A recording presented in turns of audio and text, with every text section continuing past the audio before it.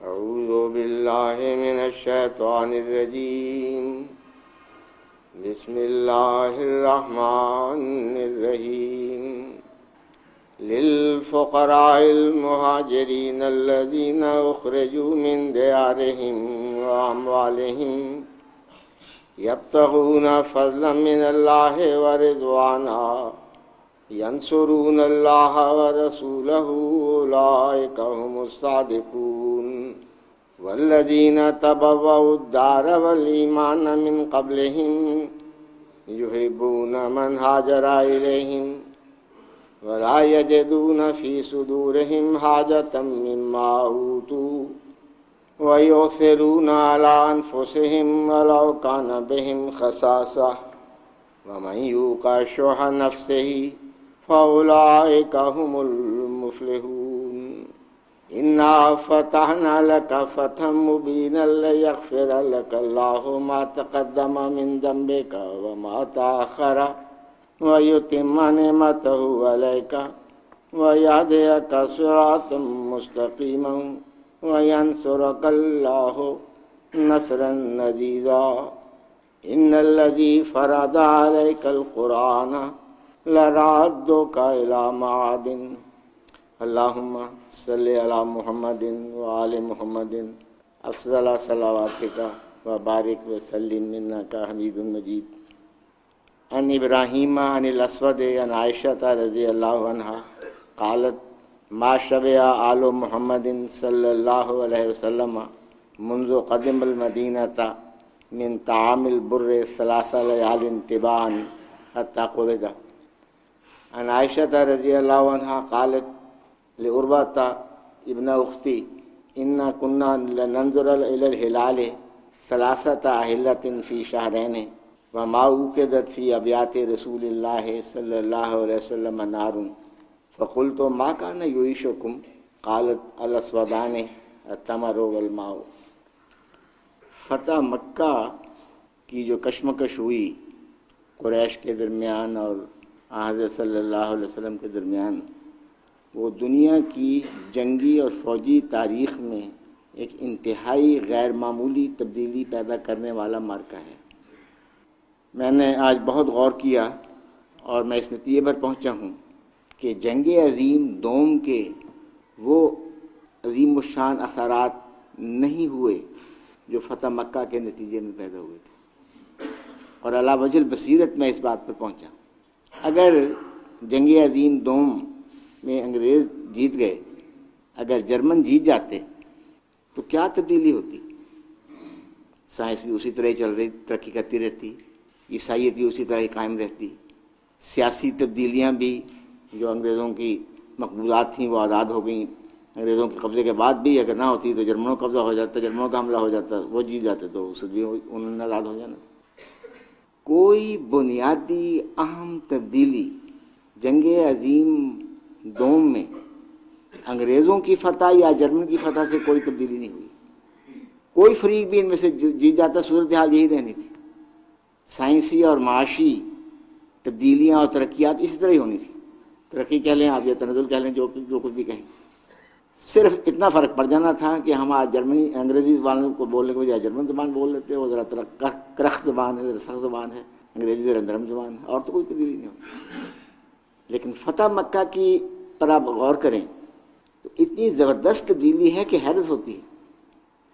اگر فتح مکہ نہ ہوتی تو نہ عرب فتح ہوتا، نہ عراق فتح ہوتا، نہ شام فتح ہوتا، نہ مصر فتح ہوتا، نہ شمالی افریقہ میں اسلام پھیلتا، نہ اسپین فتح ہوتا، نہ ہندوستان میں سندھ میں محمد بن قاسم کو کوئی کامیابی ہوتی، نہ چین میں اسلام جاتا، نہ وہ علاقہ جو اب روس میں کے ماتحت تھا ایشیا، وسط ایشیا میں، اور اب آزاد ہو رہے ہیں، وہ سارے علاقے اسلام سے خالی ہوتے.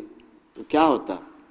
اسلام سے پہلے کی ظلمانی عیسائیت، تثلیثی عیسائیت اور راہبانہ چرچ جو مونکزم یا کیا کہتے ہیں اس کا، رہبانیت کا قائل تھا، اس چرچ کی لپیٹ میں آدھی دنیا ہوتی اور آدھی دنیا ایران کے زرتشتی مذہب کے ماتحت اس کی تاریکی میں لپٹی ہوئی ہوتی.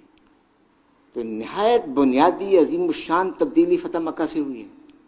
مسلمانوں نے ان سارے علاقوں کو فتح کیا، پھر یونانی علوم کو جو عیسائیت اپنی رہبانیت کی وجہ سے ضائع کر رہی تھی بڑی تیزی کے ساتھ، ان کو محفوظ کیا اور اس میں اپنے زبردست تجربات کی، اور ان تجربات کے نتیجے میں ان کو یورپ میں پھیلایا، اسپین کے ذریعے، اٹلی کے ذریعے، صقلیہ کے ذریعے، اور ان علوم کے خزانوں کو پھر تحریک احیاء علوم رینیسنس جس کو کہتے ہیں، اور تحریک اصلاح مذہب جس کو ریفارمیشن کہتے ہیں، اس کے ذریعے یہ علوم سارے یورپ میں پھیل گئے۔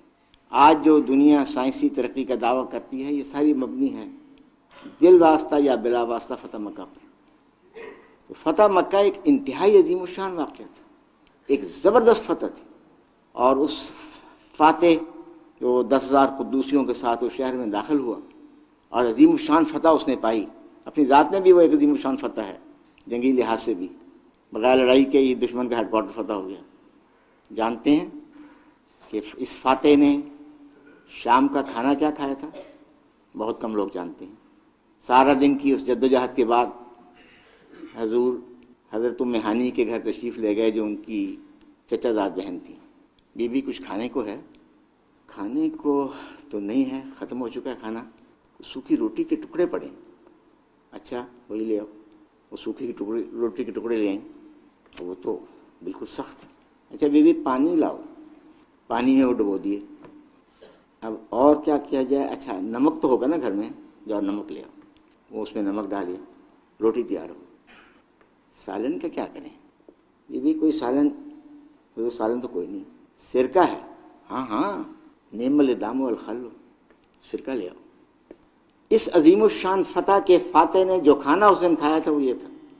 شام کو کوئی اور فاتح کمانڈر داخل ہوتا ہے دشمن کے ہیڈ کوارٹر میں تو میزیں لگ رہی ہوتی، رنگ برنگے کھانے آ رہے ہوتے، لوٹ مار میں بھی ہر گھر سے لوٹ مار کر کے اعلیٰ ترین غلہ، اعلیٰ ترین کھانے، اعلیٰ ترین گوشت آ رہا ہوتا۔ جو کھانا حضور نے کھایا وہ سوکھی روٹی کے ٹکڑے پانی میں بھگو کر نمک اس پہ ڈال کر سرکے کے ساتھ کھائے تھے۔ حضرت عائشہ فرماتی ہیں ما شبع آل محمد صلی اللہ علیہ وسلم منذ قدم المدینۃ من طعام البر 3 لیال تباعا حتی قبض، کہ آل محمد صلی اللہ علیہ وسلم نے جب سے حضور مدینے میں تشریف لائے گیہوں کی روٹی 3 دن مسلسل نہیں کھائی، یہاں تک کہ آپ کی وفات ہو گئی۔